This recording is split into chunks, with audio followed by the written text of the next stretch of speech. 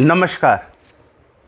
मैं एस्ट्रोपॉमिस्ट नील नरेंद्र अपने इस वीडियो में आपका हार्दिक स्वागत करता हूं और आपसे मिल रहे प्यार के लिए बहुत बहुत धन्यवाद। देखिए, हमारा जो किसी भी विषय पर वीडियो बनाना इस बात पर डिपेंड करता है कि किस तरीके के लोग या किस तरीके के फ़ोन कॉल्स हम लोगों के पास आ रहे हैं। उसी के आधार पर हम लोग अपना विषय चुनते हैं।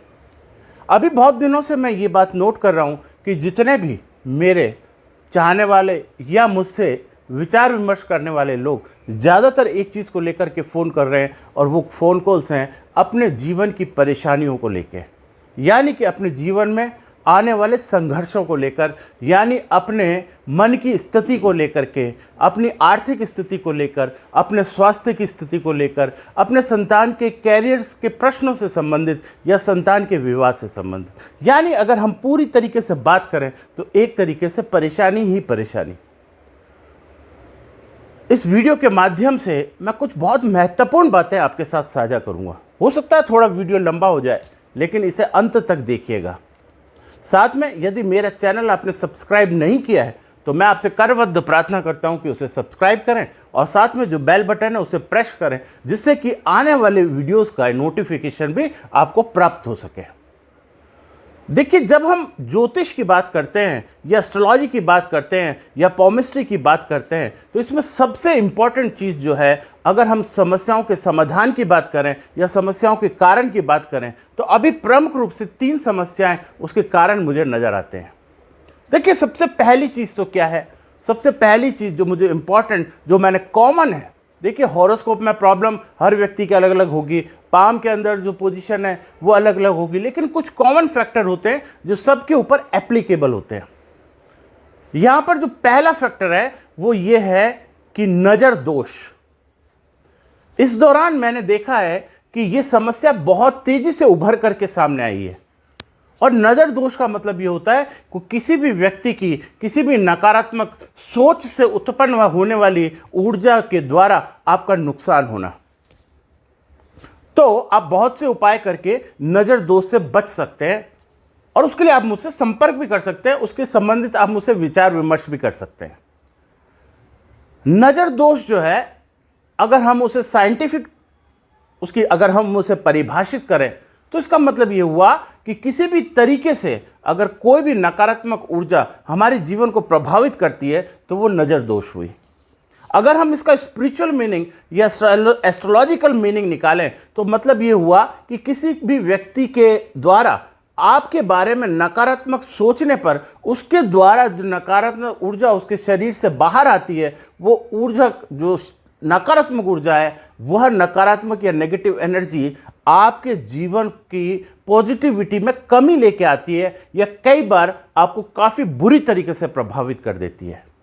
अच्छा, ऐसा भी नहीं है कि वो जो ऊर्जा नकारात्मक ऊर्जा है वो आपका दुश्मनी हो। कई बार आपके चाहने वाले, यानी आपको चाहने वाले लोगों के द्वारा भी इस तरह की ऊर्जा उनके शरीर से निकलती है जो आपको नुकसान कर देती है, इसलिए उससे बचाव अति आवश्यक है। दूसरा पॉइंट, देखिए कई बार हम लोग अल्प ज्ञान की वजह से या किसी मिसगाइडेड इंफॉर्मेशन की वजह से जो हमारे हाथों में हम जो स्टोन पहनते हैं, यानी स्टोन्स जो हम धारण करते हैं, जिसे हम जेम्स बोलते हैं या रत्न बोलते हैं, ये बहुत बड़ी परेशानी का कारण है। अगर आप मुझसे पूछें तो इस दुनिया में 60% से ज़्यादा ऐसे लोग हैं जिन्होंने अंगूठी पहन रखी है तो उन्होंने स्टोन गलत पहन रखा है।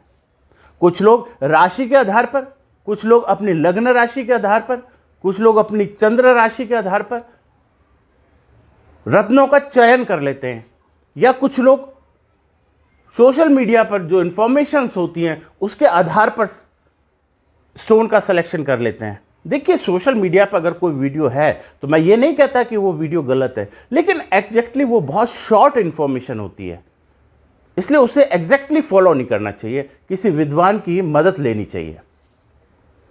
स्टोन के बारे में मैं आपको बता दूं कि स्टोन अधिकतर ऐसी स्थिति में ही पहना जाता है जब आपका जिस भी कार्य के कारण आपने स्टोन धारण किया है उसका जो प्लैनेट है वो आपके हॉरोस्कोप या आपके पाम में पॉजिटिव स्थिति में होना चाहिए, योगकारी स्थिति में होना चाहिए। लेकिन अगर उसकी इंटेंसिटी या उसकी तीव्रता कम हो तो ऐसी स्थिति के अंदर स्टोन के माध्यम से हम इसको, उसकी इंटेंसिटी को इन्हेंस कर सकते हैं, यानी उसकी शुभता में हम वृद्धि करके उस चीज का लाभ प्राप्त कर सकते हैं। लेकिन अगर आपका वो प्लेनेट योगकारी नहीं है, नकारात्मक स्थिति में है, तो ऐसी स्थिति में उसका स्टोन आपको कभी भी धारण नहीं करना, चाहे वो आपकी नामक्षर राशि से सूट करता हो, चाहे आपकी लग्न राशि से भी वो निकलता हो, तो आप उससे धारण ना करें। इस तरह की आपको विशेष सावधानी रखनी है। और ख़ास तौर से जब भी किसी आप स्टोन को सेलेक्ट करते हैं या आप चाहते हैं कि स्टोन के द्वारा मुझे लाभ हो, तो उससे पहले किसी विद्वान से संपर्क जरूर करें।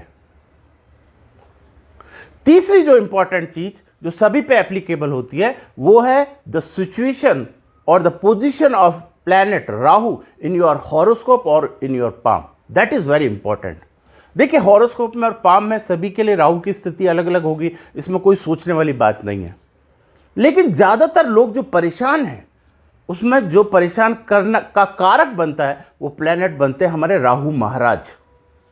देखिए, हमारे राहु महाराज जो हैं वो बहुत ही मिस्टीरियस प्लैनेट है, बहुत ही चमत्कारिक प्लैनेट है, बहुत ही रहस्यमयी प्लैनेट है।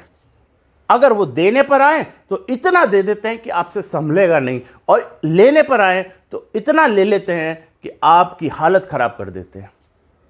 क्योंकि राहु की यहां पर मैंने क्यों बात की, देखिए जितने भी प्लैनेट्स हैं उनकी पोजीशन ऊपर और नीचे होने से आपके जीवन पर कोई बहुत ज़्यादा फर्क अचानक से नहीं पड़ता। देखिए, लोग शनि के बारे में भी कहते हैं, लेकिन सैटर्न का भी इफेक्ट आपकी लाइफ के अंदर बहुत स्लो आता है, धीरे धीरे आता है। आप इस दौरान संभल भी सकते हैं। लेकिन राहु का प्रभाव इतना तेज गति से होता है कि आप उससे बच नहीं सकते।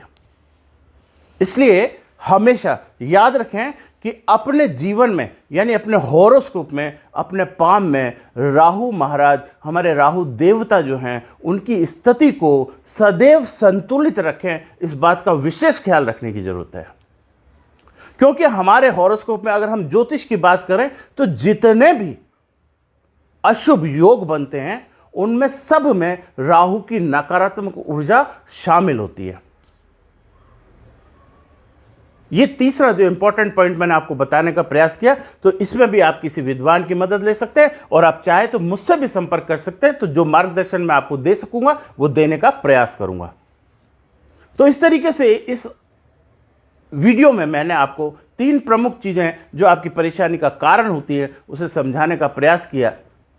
अगर ये वीडियो आपको पसंद आया तो इसे लाइक, शेयर और कमेंट्स कीजिएगा, और साथ में अगर ये वीडियो आपको पसंद आए तो अपने दोस्तों और रिश्तेदारों को भी शेयर कीजिए, जिससे कि इसका लाभ सबको प्राप्त हो सके। राधे राधे।